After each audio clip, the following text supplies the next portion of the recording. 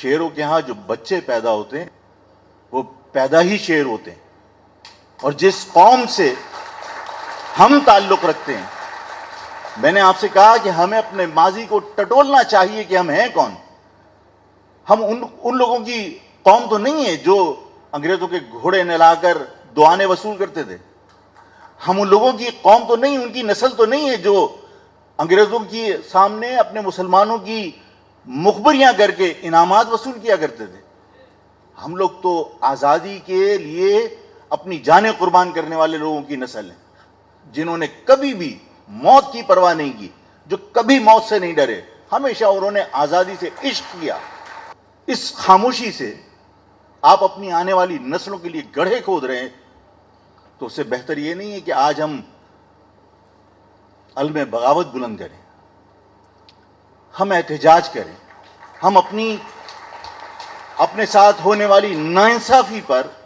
خاموشی اختیار کرنے کی بجائے، اور اس خاموشی کے ذریعے جو ہم غلامی کا تاثر دے رہے ہیں، ان غلامی کی زنجیروں کو توڑ کر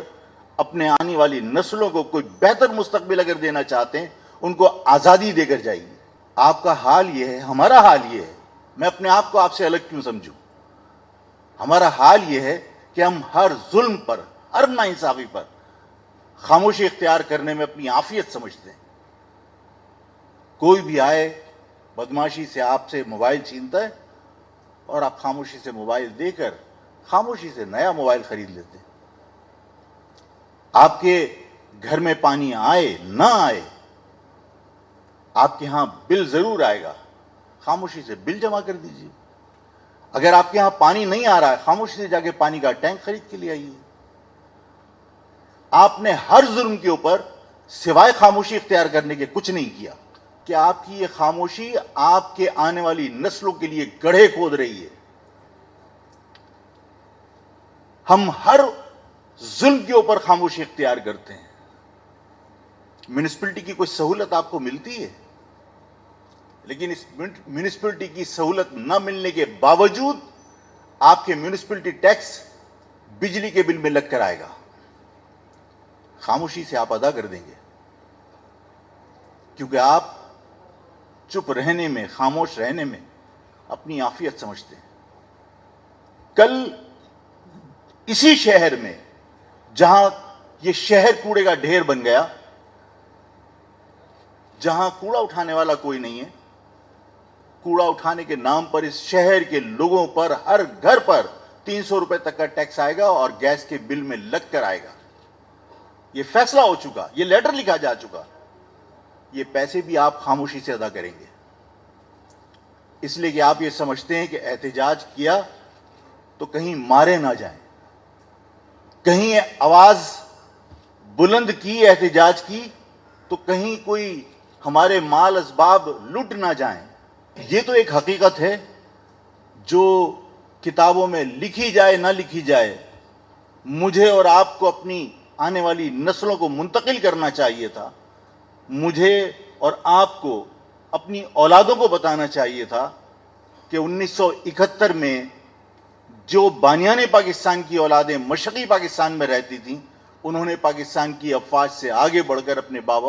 بزرگوں کے بنائے ہوئے وطن کو بچانے کے لیے قربانیاں دی تھیں، بے پناہ انہوں نے قربانیاں دی۔ اس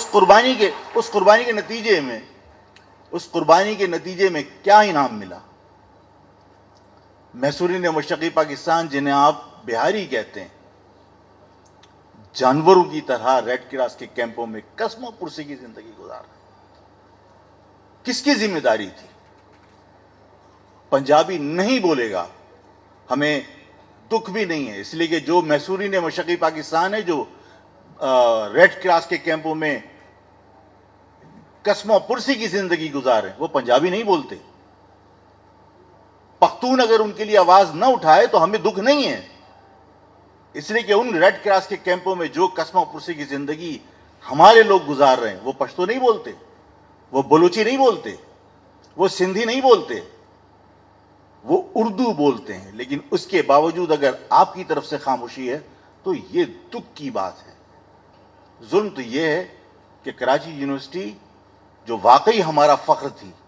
آج وہاں آپ کے لیے دروازے بند ہیں. سندھی پڑھ سکتا ہے وہاں,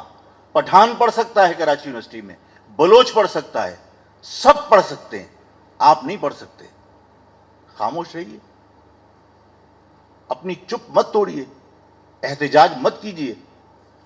اور اپنے گھر کا سامان بیچیے, اپنا سب کچھ بیچ کر اپنے بچوں کو پڑھانے کے لیے پرائیویٹ یونیورسٹیوں میں بھاری فیس جمع کرائیے, اس لیے کہ آپ نے چپ کا روزہ رکھا ہے. جہتے ہیں, مطلب اتنی ثقیل اردو تو خیر میں نہیں بول سکتا, لٹ مار آدمی ہوں, لیکن یہ درست ہے کہ یہ جو لفظ آپ نے خاموش کراچی کا انتخاب کیا, واقعی کمال کا لفظ ہے, جو ہر اس شخص کی جو اپنی قوم سے محبت کرتا ہے اس کی روح کو جھنجھوڑنے کے لیے کافی ہے. اور میں اس لفظ کے انتخاب پر بھی سندھ اربن گریجویٹ فورم کے تمام ذمہ داروں کو مبارکباد پیش کرتا ہوں. دیکھیے, یہ درست ہے کہ ہماری قوم کے ساتھ, میرے ساتھ, آپ کے ساتھ ہر محاذ پر, ہر مقام پر ناانصافی اور زیادتی ہے, اور اس پر ہماری خاموشی وہ اس سے بڑا ظلم ہے.